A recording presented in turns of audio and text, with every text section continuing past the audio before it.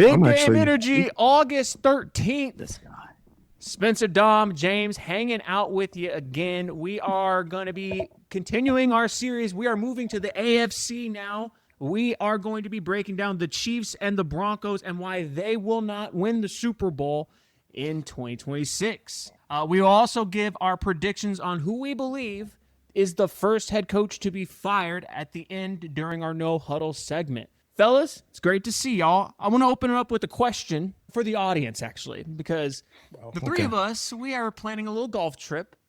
Damn, bro, we really gonna go here with this. I just want to pose a question to the general public, to our audience. Maybe I'm wrong here, but Dom, you are adamant that a golf trip with the boys cannot be in Mexico.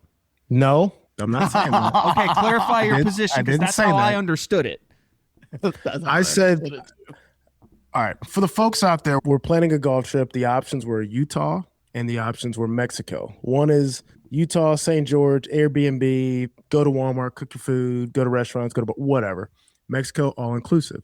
My perspective is just that Utah is more of a golf trip and Mexico is more of a trip that includes golf. Only because most of the guys in the group chat are like, well, is there going to be a club? Or is there, what kind of bars are there going to be? You know, and so it's like you're talking about everything else that's included but golf.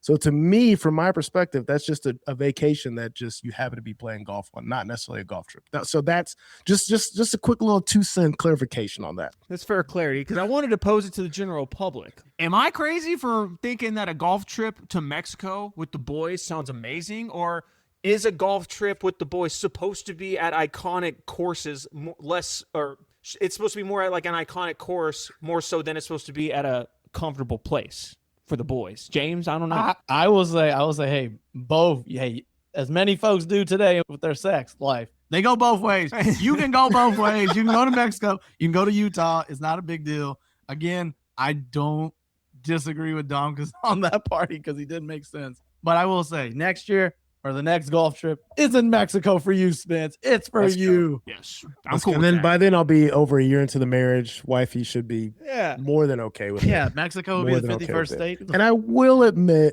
planning a golf trip with this, first to start off with 12 guys, that can be difficult. So the all-inclusive thing almost does make a little bit more sense because it's hard to find a house that can, be suitable for that many people. That is difficult. But I'm not, my only gripes with Mexico, I expressed that to you guys. I'd be down to go 2028. Sign me up. We'll go to Portugal. Yeah, that's on the table too. Or Japan. Japan got some crazy courses too. Yeah, that's going to be, you guys are arguing over $200 a night, $200 a person. I'm not Airbnb. I'm not sure Japan's going to.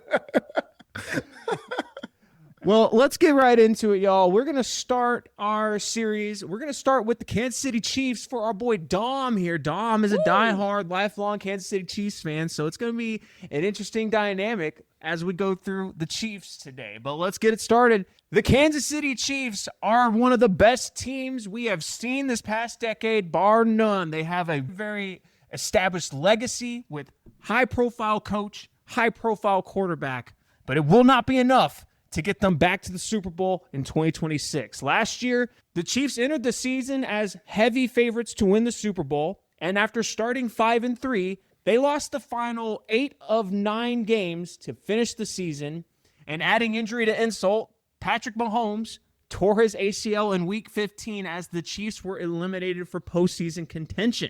What'd they do in the offseason? Well, one big change is they brought back offensive coordinator Eric Bieniemy. And then they made the big prized free agent signing Super Bowl MVP Kenneth Walker, running back, at a 3-year, $43 million contract. In the draft, they draft cornerback Mansour Delane, 6th overall, highly touted defensive back out of LSU. And then 29th overall, they grab Peter Woods out of Clemson. So some good moves there to add some talent to this roster. But Dom, we'll start with you, Chiefs fan.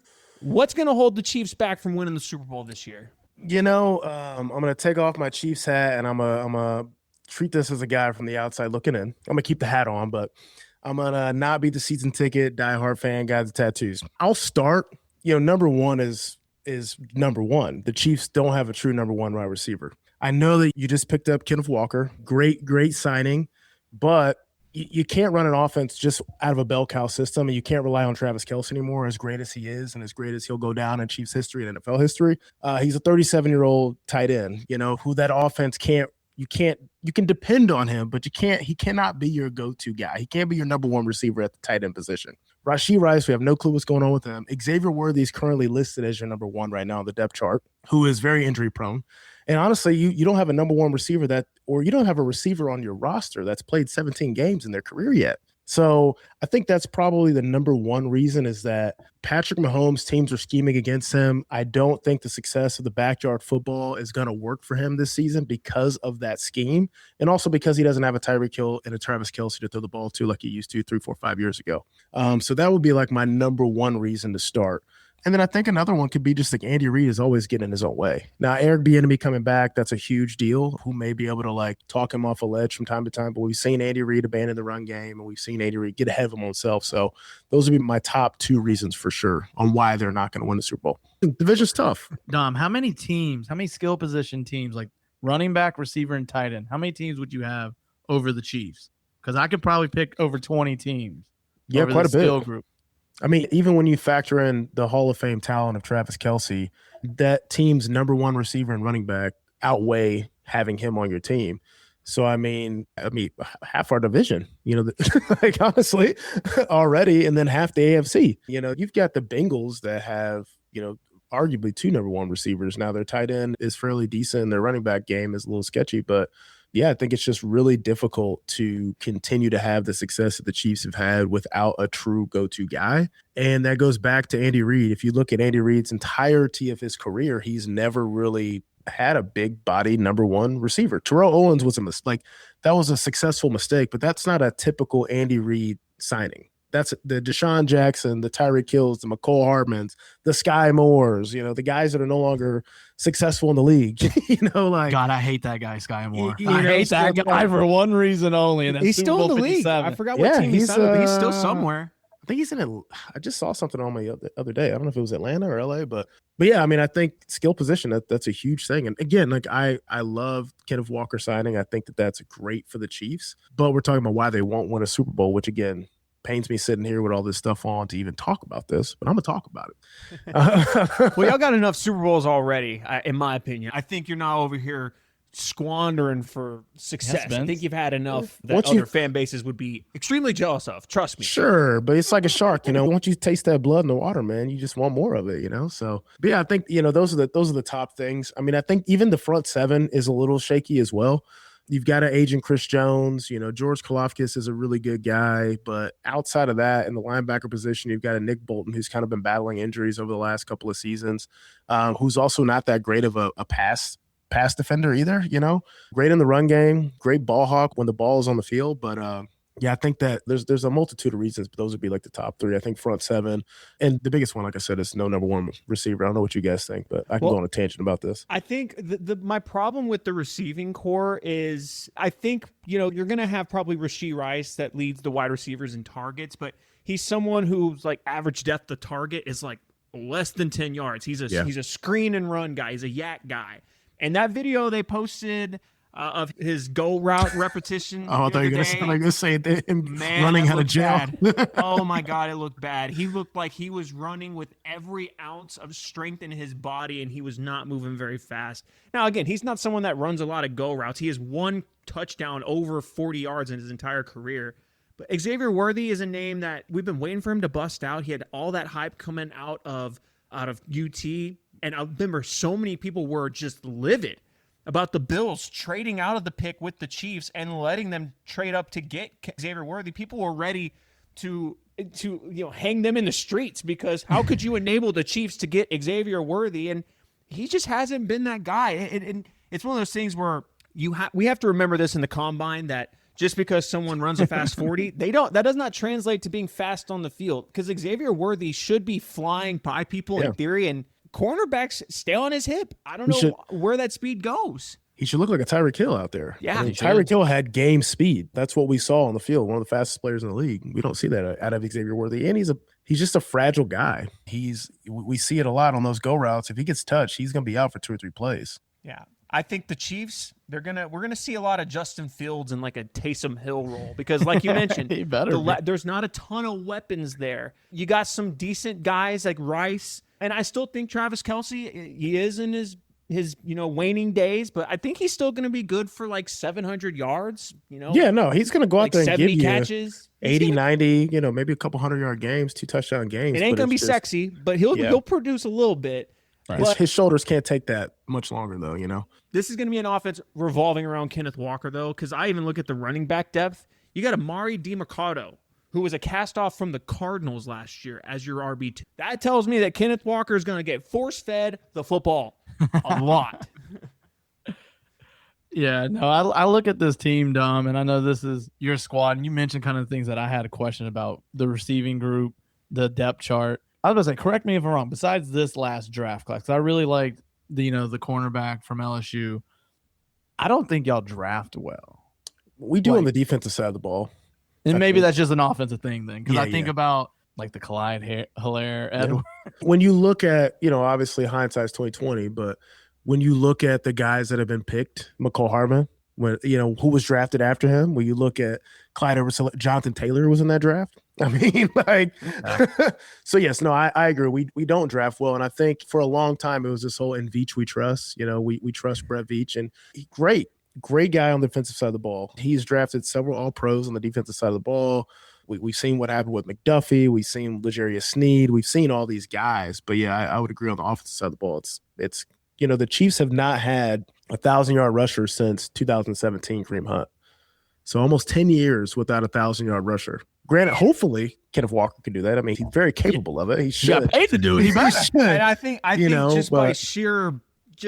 by default, he's going to get it because it's just the 60 yards yards have to a game come from somewhere. Yeah, I mean, the Chiefs are not going to be one of the worst offenses in the league. No. Someone has to get this production. I think it's just slated to be Kenneth Walker. Draft him everywhere in fantasy, but it might not translate to a lot of wins on the field. So, guys, for the 2026 season, my prediction for the Chiefs, I do have them at 11-6 and going back to the top of the AFC West as division champs. However, I don't think they will have that same Patrick Mahomes, Andy Reid playoff magic we've seen in the past. I think we could potentially see that ship has sailed, and I see them losing in the first or second round. Yeah, for me, I have on paper, the Chiefs going 8-9. Par injuries, at least 10-6, high ceiling for me. But again, do they win this division? No. And I think they get in. And then unfortunately, they probably face a team like the damn Texans, who has probably the most gauntlet of a defense. And it's like, damn, this is where, again, Dom,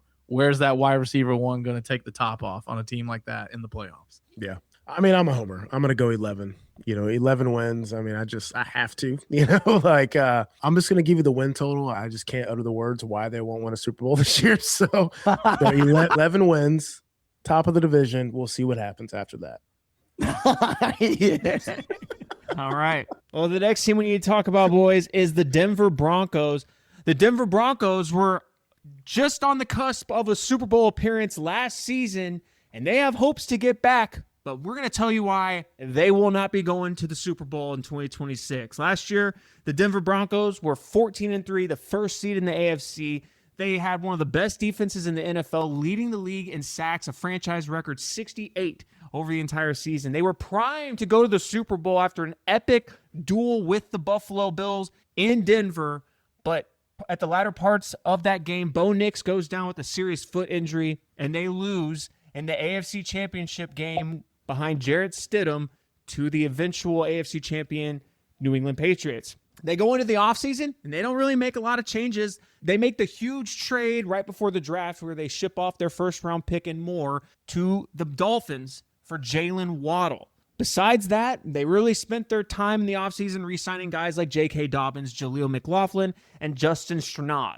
So, guys, for me, I look at this Broncos team. I don't see a way they win the Super Bowl. My thing is, I hate when teams take a run-it-back mentality.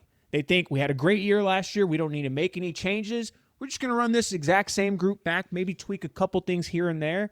But you can't do that because all the other teams in the NFL are getting better. And if you're not getting better, you're getting worse. Yeah. I mean, it's the phrase strike while the iron's hot. I don't think that iron's hot anymore. Yeah, And for me, honestly, I think one of the issues they have, and I don't know, is I think there's a locker room communication issue between Bo Nix and Sean Payton. I remember the little headline that came out after the season about the injury and X, Y, and Z, and Bo Nix came out and was just like, "Hey, man, don't talk about my injury recourse on your platform." And I feel like there's some type of animosity when it comes to Sean Payton, the OC, and Bo Nix. Of course, they figured out how to squeaked out some wins last year, 13-11 versus the Jets. Somehow came back against my Eagles 21-17, beat the Raiders 10-7. Again, we talked about this Spence last year or with the Bears. You got to have some luck sometimes. And I do believe that this Broncos offense has reached its ceiling. I don't know how much better Bo Nix could be, in my opinion. I don't see a higher like, do I see Bo Nix becoming the future of like Josh Allen, Lamar Jackson, and Patrick Mahomes? No, I don't. So it's like, how high of is it? Because let's be honest, where are you ranking Bo Nix really in this top, let's say 15? Man, 15. It's tough to say because if I saw 17 games of what we saw in the divisional round against the Bills, I'd be putting Bo Nix in the top 5. That was epic quarterback play. But the problem is we didn't see that consistently all season long. In fact, we saw a lot of times a very flawed passer and decision maker in Bo Nix. Doesn't mean he's not capable of having high-level plays. Like, again, we saw that in the playoffs. He stepped up, and it was an all-time duel between him and Josh Allen that he won.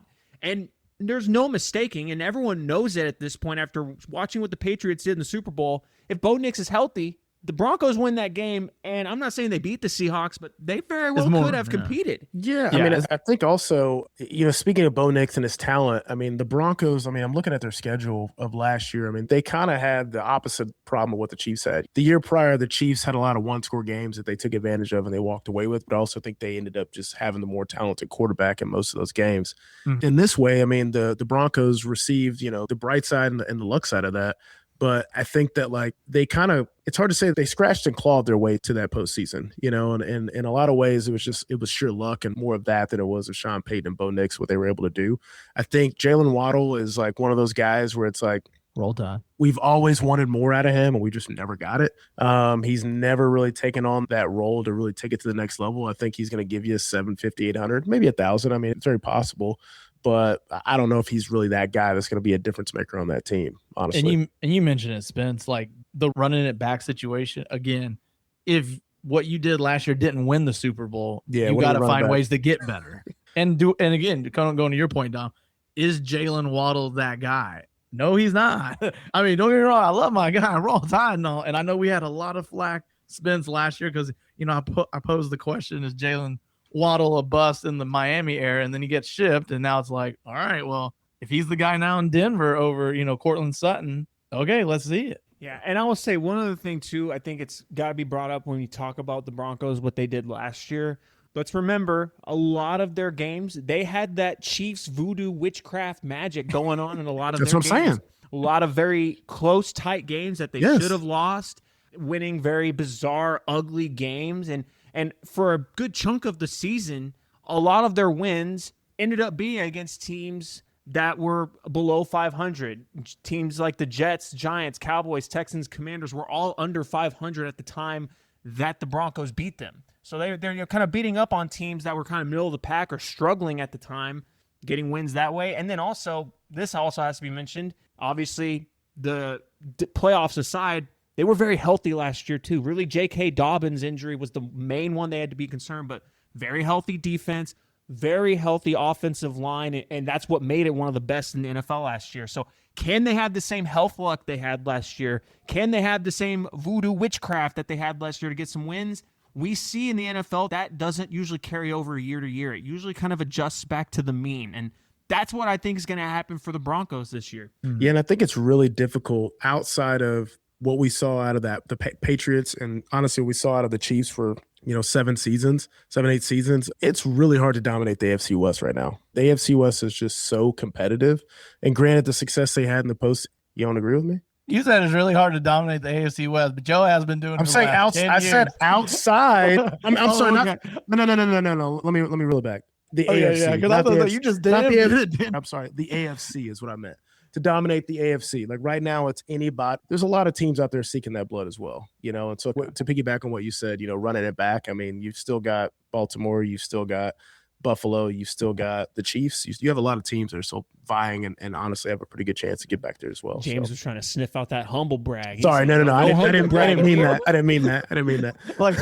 I was like, I would have understood that, Dom, if you'd have been like, yeah, it's hard to dominate your division. I mean, look at the NFC East. They didn't have a back-to-back winner in 20 years. I'd be like, you're so right. And then you said AFC West. I'm like, what the?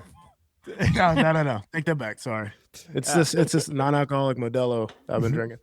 So predictions for the Broncos in 2026, y'all. I am going very bold with my prediction for them. I just don't like the vibes there right now. I've got them going 9-8, missing the playoffs. A very large fall. They go from the first seed in the AFC, and they miss the playoffs entirely. You know what's funny, Spence? I have the same record as you. I think they start off the season 3-6. After the bye, then they catch up, maybe look competitive in the wild card against the Raiders, Steelers, Dolphins, Jets, and Raiders. So it's like, okay, maybe they catch some type of steam. But to finish the season off, Bills, Patriots, and Chargers to get into a spot, that's where they fall off. And I don't think they make the playoffs this year. Yeah, I'd agree. I'll be honest with you, even bolder. I got them starting off the season 0-3. Looking at their schedule, I really do. I got them starting off the season 0-3. No. Make your bold take, Dom. When did they get their first win? October 11th. I think they take it from the Chargers. Okay. That'd be my first one. I was waiting for you to say the Cardinals and like, damn, 2 full months. No, I'll be respectful. I think they start the season off through 4 weeks, 1-4 or 1-3.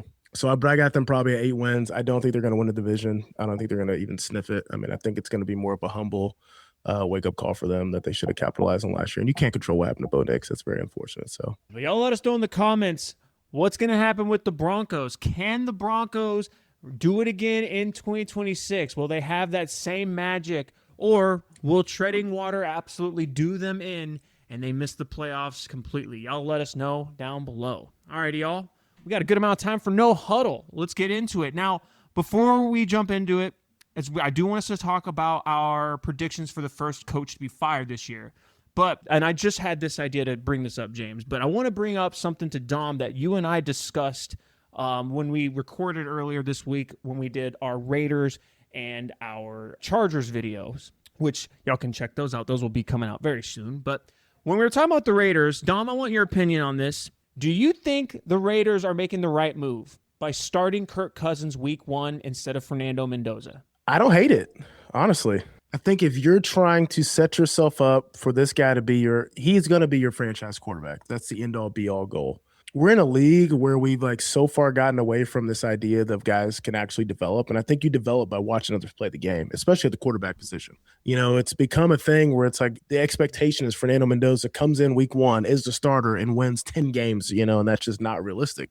I think you come in, you learn like Pat did under Alex Smith, as Rodgers did under Brett Favre, even Brady did for a little bit. Like none of these guys came out of the gate swinging. So I think him riding the bench for a little bit and learning that offense a little bit more is not gonna be a detriment to his success. I think it's the right move. Okay, and I think he's a dog. I really do think he's a dog. Valid. Hey, me and Dom 2-0 on your ass. There we go, man. Hey, first 76ers and now this. One thing, keep it going. Hey, I'm happy y'all are on that side of things for the Sixers. Y'all are a crack. Hey, TikTok and the comment section had my back on that one. I was very happy. But one thing I didn't realize when we had this discussion on Sunday night when we recorded, James, I want him to start week 1. Not because of anything specific. I just think he's the best guy for the job. But I'm going to give you, James, a reason that I think you would agree he should start week 1. You know who they play week 1? Man, we talked about it the other day. They play the Dolphins. That is going to be a glorified preseason game. Let Fernando Mendoza start week 1, see if he can handle it against an awful team. What are we doing? That is the golden opportunity, because here's the thing. If you bring him in eventually, he's going to start games later this season, right? We know he's going to start down the stretch. Down the stretch, you got games against like the Bills, the Rams, the Jets, fine. The 49ers, the Seahawks. The Jets. You're gonna slip him in against the Jets in there, but like you have a gauntlet of games around that. Like, all right, hey, congratulations, you finally are gonna get your first start. You look across the field and you're playing Aaron Donald and Myles Garrett. Happy first start there, Fernando. What are we doing? Matter of fact, another day for another topic. I'm so sick of this Aaron Donald gaslighting. I know, like me too. Dude. I mean, don't get me wrong. Will he be productive? Yeah, but god dang, don't act shit or get off the pot, man. Come on. I also think like as far as the Raiders situation is, they're not a team that's a Super Bowl contender. They're not even close to being a Super Bowl contender. So it's like, what is really the rush of throwing him out there? I think like if they're trying to build a team, we thought that's what we were doing when they brought in Pete Carroll and they, all these other signings that ended up not working out. But yeah, I think like maybe we could see come preseason. Like I'm sure he'll start a preseason game and kind of see if he's got some flashes out there that, and it could be one of those situations where it was like a Jackson Dart kind of thing, because Kirk Cousins can shit the bed sometimes and he can sometimes piss the fan base off.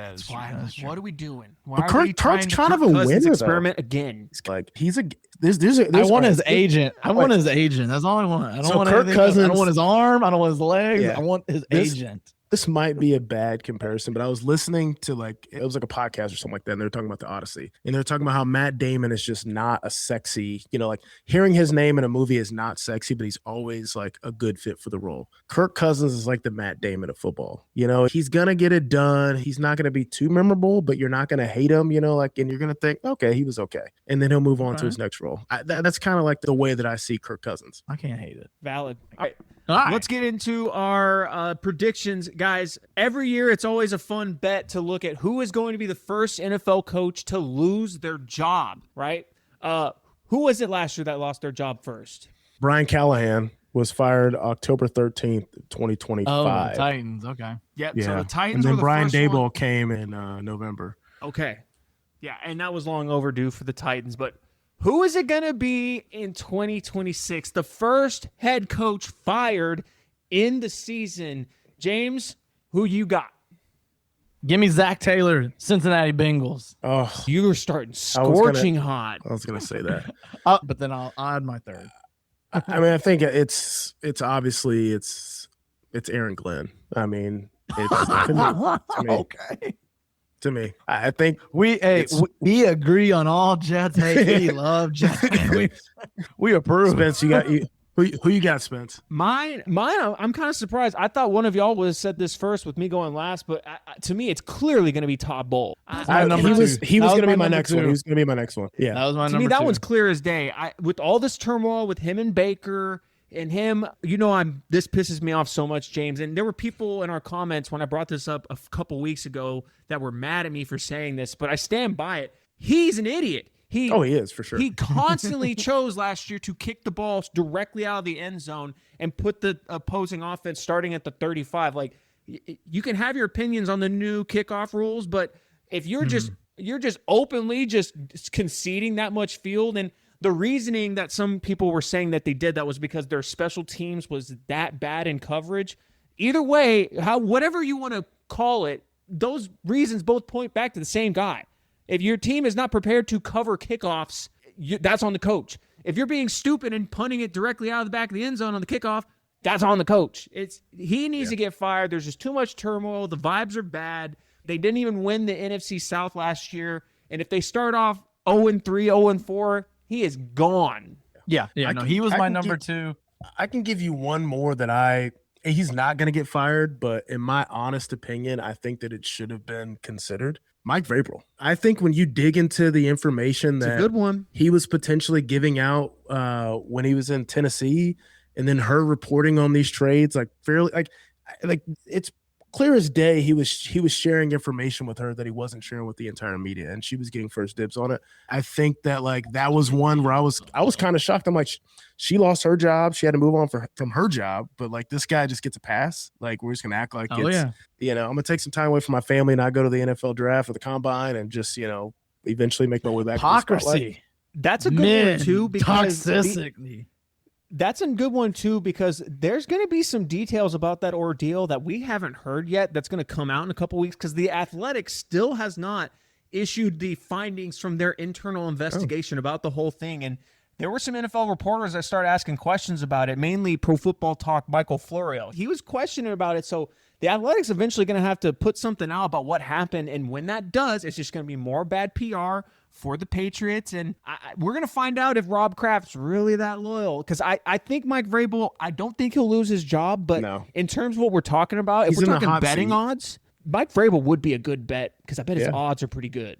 Think about it. When that came out, it seemed like every other day there was a new picture of them somewhere. Yeah. Bro, this went on for a long time. They were even bar in New York. St. George. A pier. Yeah, like I think they were actually. They were St. George. They were St. George, Utah. Dolphins, man. Damn. They weren't on a beach being gay, though. Yeah.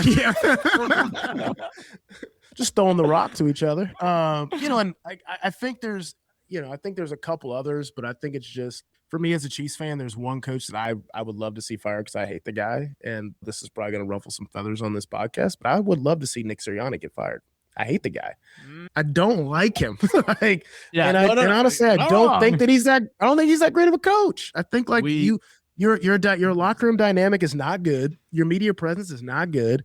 And he runs that team like he plays for the team rather than like he coaches the team. It's weird. And like when he was in Kansas City, I remember him literally walking down the tunnel, just like badgering fans. I'm like, bro, you're better than this. Come on. Like, James, response. No, yeah. We talked about it. I mentioned it. Like, I think he's got so much pass because he's been gifted with this roster that's been so much doable, and of course the 2 Super Bowl appearances and blah blah blah blah blah, and it might get him this year. Yeah, because I think he's in the hot it's seat. either him or Jaylen, and it's like, well, I just don't think he'd be the first. I definitely think it's possible he's fired, but I think him winning a Super Bowl is going to give him a leash till the end of the season. It would be something truly awful happening in the middle of the season for like them going over during a stretch, or Jalen Hurts is pouting, or something just bad happens for him to get fired mid-season. So, I think him winning a Super Bowl is going to be enough of a leash. So what about this then?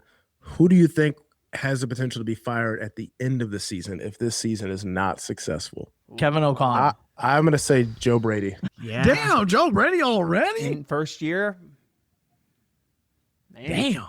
I would say one name. They'll lose at Arrowhead. That's why. They'll be like, God dang it, we can't figure this crap out. Well, their stadium's already the worst built new stadium, apparently, according to.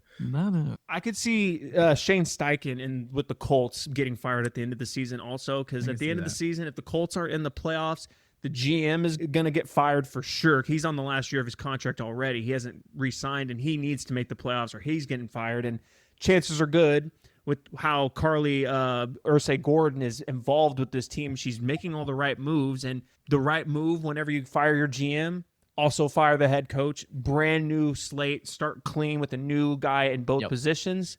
I think Shane Steichen, though he's a great offensive mind and he'd be immediately picked up like Mike McDaniel was this offseason, but Shane Steichen could get the can if the Colts don't make the playoffs. I think they have to make the playoffs for him to keep his job.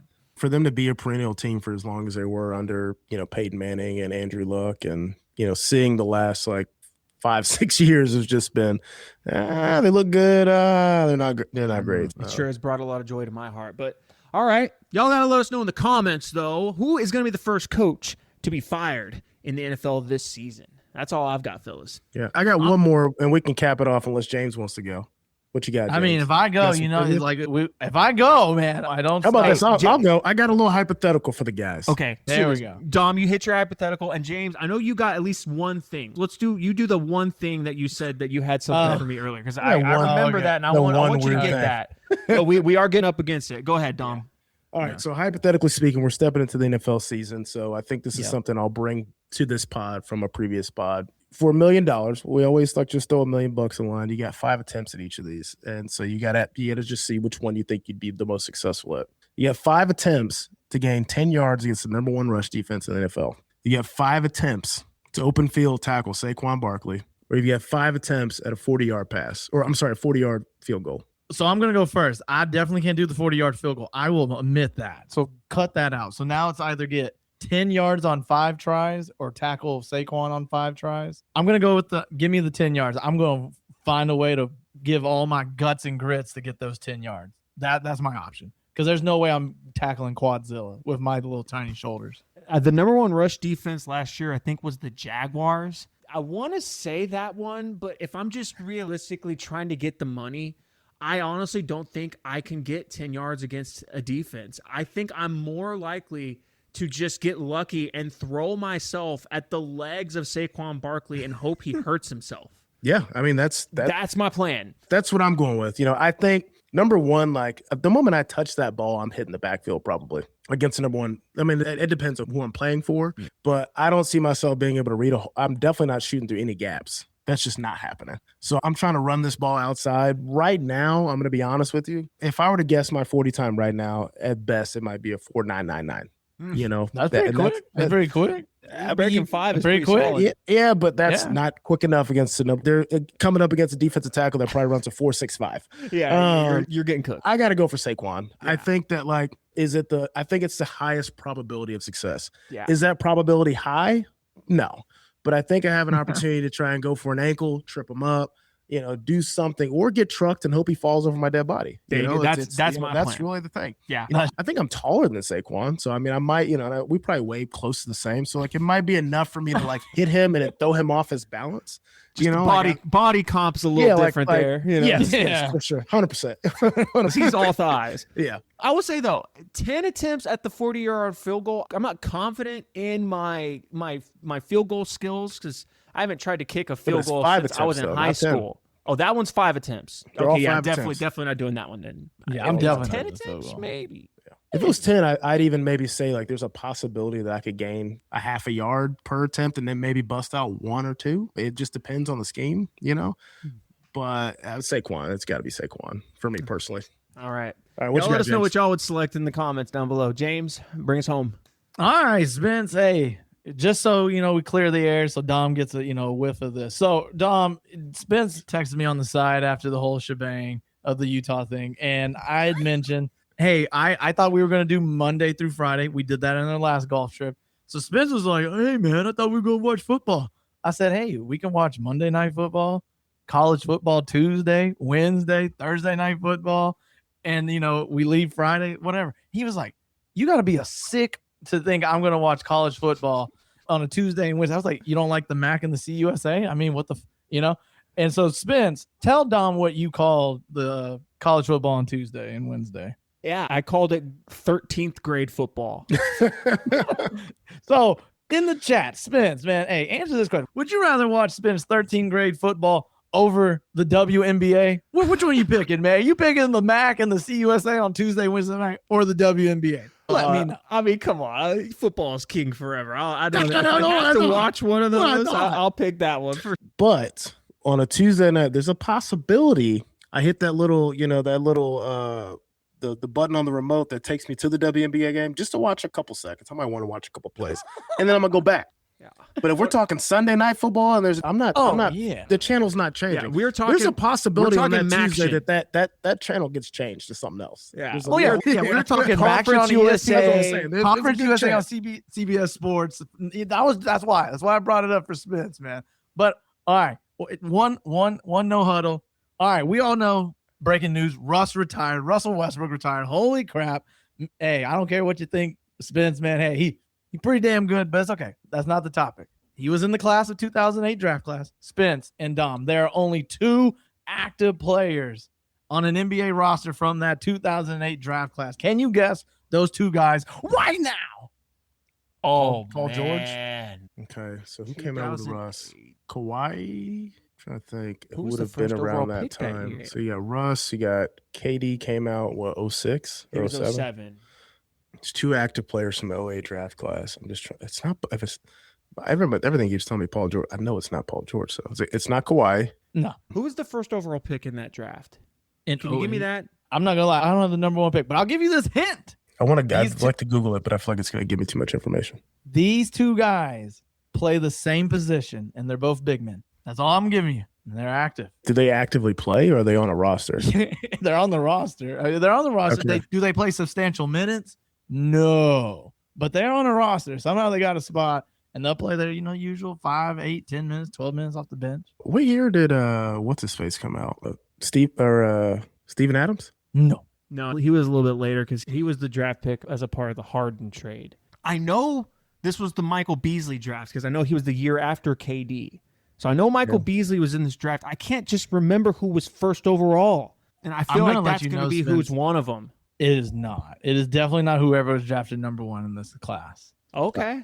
Damn. I want to look it up. But I want to. Yeah, look it up. Yeah, look it up. I want to look up who the I'm first just overall gonna look up pick the was, number 1 pick and hope it doesn't give me anything. That's else. what I'm afraid. I don't want to. All right, okay. I didn't tell me anything else. Only got one thing out of this. Derrick Rose was the number 1 overall pick that year. So now I got to think of who came out with Derrick Rose in 08. That does make sense. That was the year that they lost to KU, or was it? Yeah, it was 08. Yeah, it was 08. Yeah. Mario Chalmers from the. I don't know if I don't think Kevin he's a big Love man. is signed somewhere, but he fits your description right now. Is Kevin Love on it? He is not on a current NBA roster right now. Damn. Was he drafted in 08? Yeah, he was drafted with Russ. They were teammates At UCLA. 2 big men. 2 big men. I'm trying to think. 2 big men. I'm going to say one. I'm going to say one hint for each, and hopefully you get it. 1 twin, 1 lob. Lopez. All right, we got 1 Lopez. There we go. We got Brooke Lopez. Okay.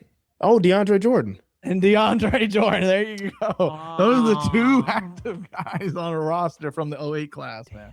All right, Spence and Dom. Man, that's all I got. Kevin Love is in talks to join the Sixers. I saw that notification. All right. Kevin Love's gonna make a 3. Like all right. Aaron Donald. No. Look. Kevin Love's gonna sign tonight, and then I can't shoot this. I can't clip this because then we would wait till That's what happened. Dom, that's what happened the other day. We shot something, and then it just happened to ruin everything. And I think it was the top running back receiver tight end duo, and then Jonathan Taylor got paid. That's right. Then, do you want? And then freaking Gibbs got paid, and I was like, you want a quick NBA fact? Go for it. Who's the only undrafted player to make it to the NBA Hall of Fame? Only undrafted NBA player to make it to the Hall of Fame? I don't want to say and he was a champion. I don't want to say Robert. I don't want to say it's Robert Horry because I feel like he got drafted in the first round from Alabama, but I feel like you're gonna say it and I'll be like, oh hell yeah. Got it. It's crazy. It's just probably something recent. That's what it is. Champion Hall of Fame. Champion Hall of Fame. Oh, it can't be recent. He's Hall of Fame.